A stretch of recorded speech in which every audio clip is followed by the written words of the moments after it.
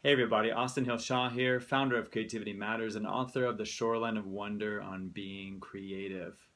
We're going to continue on today with the series Creativity and Bay Area Innovation. Creativity and Bay Area Innovation. And today, specifically, what we're going to be talking about is Alcatraz and the Jungian Shadow. Alcatraz and the Jungian Shadow. Okay, we'll get into all what do these things mean. First of all, I'm sure all of you have heard the word Alcatraz. Some of you have probably come out to visit Alcatraz. You've been on the island, but Alcatraz was essentially the first super prison in the world. And what's fascinating to me, when people come out to the Bay Area, typically what they visit is there's two spots that they go to. The first being the Golden Gate, and the second being Alcatraz. Again, the first being the Golden Gate, and the second being Alcatraz. And to me, that's really fascinating because if you really think of what experiences are offered by checking out the Golden Gate and the Golden Gate Bridge, it's just this amazing sense of expansiveness, of possibility, of just the the ingenuity and imagination of humankind to build something of that size, and even just the opening itself. I mean, the Golden Gate itself has such a powerful force to it. It just has an expansiveness to it. It's really a remarkable place. So that's the number one area, and then the number two area is Alcatraz, right, which is the first super prison, the world's first super prison. And it's actually had a longer history than that, but in terms of it was actually a strategic holding place. It's the person who actually named the Golden Gate.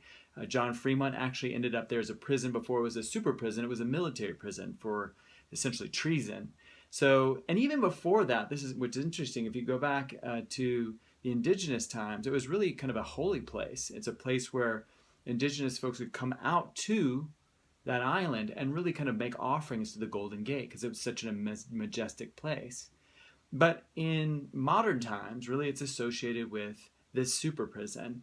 And if you've ever been on Alcatraz, or if you've ever been around, when you walk around, it's cold. It's made of concrete. It often gets these onshore breezes, which are pretty cold, and of course the fog can roll in there. It's pretty unpleasant. And another difficult aspect of it is that for prisoners there, especially on things like New Year's Eve, could often hear civilization carrying itself out, which must have been incredibly painful to hear the sound of people enjoying their lives and celebrating their lives, and for these people to be confined into these tiny prison cells. And I think the real draw about Alcatraz is that, opposite of that expansiveness of the Golden Gate Bridge, the Golden Gate and the Golden Gate Bridge, it has this real sense of just like what it's like to be fully contracted and confined and shut down and just, like in a little ball. That's the experience that we get when we go and check out Alcatraz. And so these are the kind of the two extremes, I think, of being a human being. I mean, one extreme is this openness and possibility and sense of we can do anything, right? That sense of connection, that profound sense that you have in aha moments, and also when you have this state of creative flow. And then there's this other aspect of being a human being, this other aspect where often we feel this like tight and shut down and confined, either by seemingly like a situation where we feel like we're victims, or by our own kind of mind and our interpretation of who we are. And really, that sense of constriction, that fear, and all those sorts of things are partially what brings about what's called the Jungian Shadow. And really, the shadow is a little bit different. Like Carl Jung was basically a psychologist who termed this word the shadow. And the shadow was essentially all the stuff that we don't necessarily accept about ourselves, right? Or that either societies that doesn't accept about ourselves, or we don't accept ourselves, and we sort of shove it underground, so that we have these personas that we present to the world, but we have this other stuff that we shut down. And for me, like in terms of my understanding of creativity, the greatest potential we have to unlock our creativity comes from actually facing that shadow material. And it's not easily seen. It's called specifically the shadow because it's hard to see. It goes underground. So it's actually hard for us to see that there's shadow material sometimes at all. But it can come up in different situations. Often it comes up in relationships in terms of when we project things that we don't really like about ourselves onto another and say, oh, they're like that, right? That's a way that we can see the shadow at work. It comes out of projections. And sometimes we can, people who truly love us might reflect, hey, Austin, you are being a jackass. I'm like, wow, you're right. Wow. And I can start to see aspects of that. So I have a shadow, you have a shadow, everybody has shadows. But the more awareness we can bring to the shadow, and also the more love we can bring to our shadow and just sort of accept it as it is, the more it loses its grip on us. The more it just sort of it starts to dissipate that hold, and that energy that our conscious or unconscious keeps that thing down starts to be liberated, and that becomes fuel for our own creative expression. It frees up our sense of self just by loving the shadow. Again, by loving the shadow, it allows energy to be unlocked so that we can feel more free, we can feel more ourselves, we can have that self-awareness of knowing, oh yeah, I do that sometimes, I don't do that. I want to give you a quick story about the shadow in my own life, and how it came up for me. For a lot of my adult life, up until really I was 38 years old, I was a kind of a solo guy. I had been a climber, I'd been a surfer, I learned to make batik clothing and make art things and sell them when I was in my 20s, and then I learned how to design in my 30s, and I kind of like played small in certain ways. I just kind of did things that I like to do. And then suddenly in 2008, I met my wife, and then 7 months after meeting her, we were pregnant with our first child. And because I'd set myself up so much like an individual, the thought of having a child was terrifying to me. It was absolutely terrifying. And I say that just because, again, I was living my life by myself to protect myself on some levels. It was just sort of patterning from childhood. And so now I was not only, there's a child, so not only was it being going to be a father and a husband, also a provider, and I'd only been used to really providing for myself. So I had to be like, my shadow was just sort of this selfishness. Even though I was in a Buddhist Sangha, I was a meditator, I was still like, I was primarily focused on myself. And so I went through this stage of feeling super terrified. And so, during the pregnancy, my wife, we called her the puker because she had morning sickness. And for me, we called me the crier because I was just so emotional and all over the place. It's a lot of embarrassment there for me, but it's also, it's true what happened. During that time, I was invited to my younger brother's bachelor party, which happened to be in Denver. And I went down, and Denver is at a high altitude. And we went out to this music festival that was out in sort of the north side of Denver. And there was a lot of alcohol involved.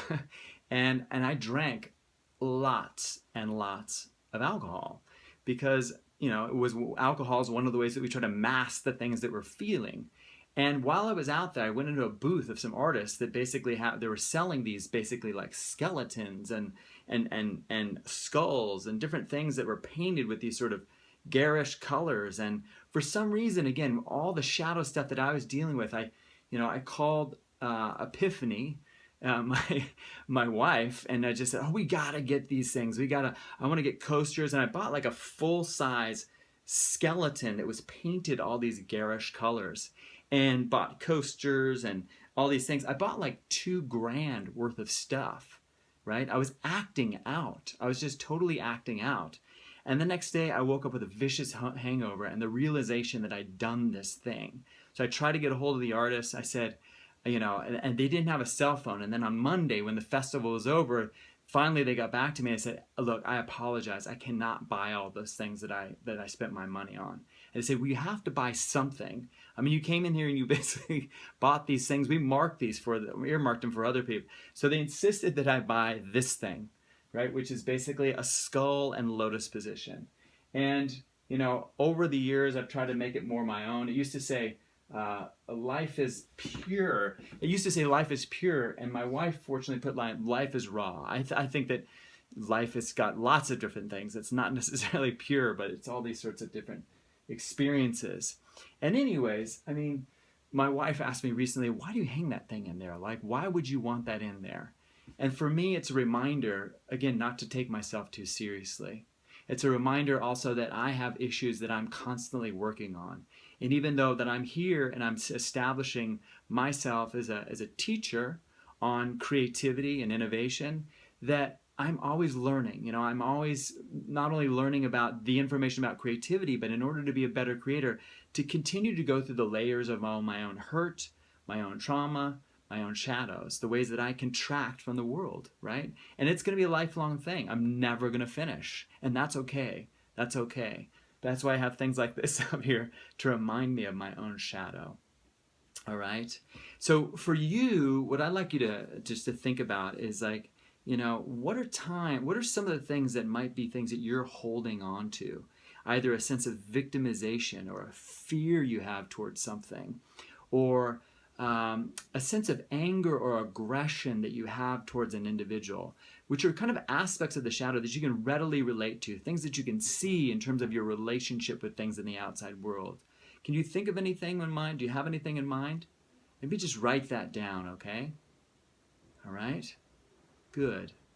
So just, now that you've identified it, okay, really get into the feeling that is evoked by, again, feeling like a victim on that, or aggressive towards somebody, or feeling, oppressed in some way by some situation or some person or some job or whatever it is that you have, okay? Got it? Great. Now next, let's just bring awareness to that, okay? Just notice it and be curious. And as opposed to having that aggression or that feeling go towards somebody, all right? Just allow yourself to be with the feeling itself, right? Just look at the energy behind it and not the story, all right? Just allow yourself to do that. Just be with the energy of that and not the story. And if you notice when you do this, if you notice what happens when you do this, is that there's a lot of energy in there, okay? That's actually, when you get down to it, is neutral. It's an energy. It's life force energy that's been bottled up, again, holding us small and tight like a prisoner in Alcatraz, right? And that energy is yours. That is energy for your creative expression. And we just bring awareness to it. And not even beyond awareness, we can just love it and be like, oh yeah, I do that by myself. I do that with that person, right? And don't make ourselves wrong for it, but just love ourselves, love our own contraction. Gosh, it just frees up so much energy. It just frees up so much energy. Like when I allow myself to do that, I just feel this sense of levity and possibility. And I return to the fundamental space here, which is love, okay?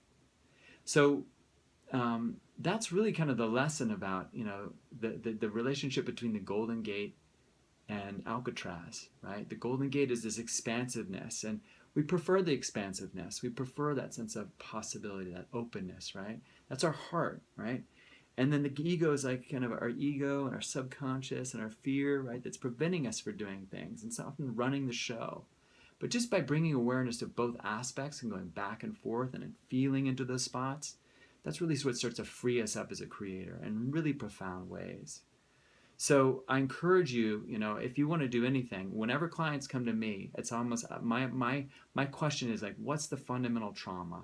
What's the fundamental issue that you're working through? What's the thing that we can, if we just get a little bit total hold on, it's going to free up a lot of creative energy for you. That's how I like to work, okay? And I encourage you as a creator to work on that too. Life is precious. We don't want, the less we can, the more that we can get out of this like contracted state and move into this more open state, which is better for us. It's better for the world. It's better for our children. It's better for our coworkers. It's just better, okay? So that's the Jungian shadow. Like we want to get, we want to bring awareness and love to that. And when we free it up, it goes, we enter back into the expansiveness of the Golden Gate. So I hope this has been helpful. This has been Austin Hill Shaw, founder of Creativity Matters and author of The Shoreline of Wonder, reminding you to connect deeply, to make a difference, and to inspire creativity in others. Thank you so much for joining me.